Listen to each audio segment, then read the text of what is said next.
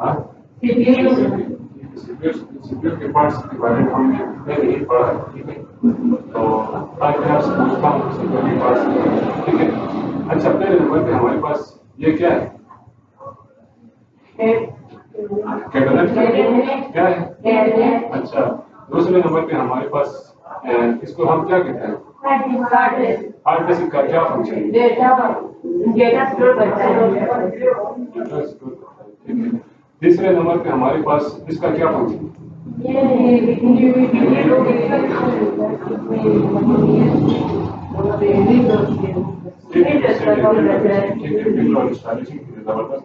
چوتھے نمبر پہ ہمارے پاس پاور سپلائی کا کیا فنکشن ہے؟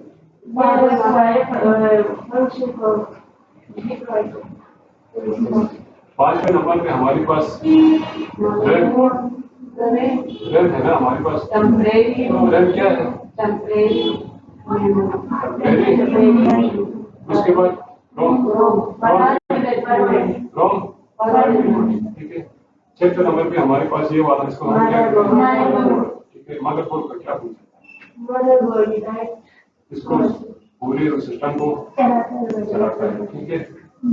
تو یہ چیزیں کنسپٹ کلیئر ہے، کوئی مسئلہ تو نہیں ہے؟ چلے.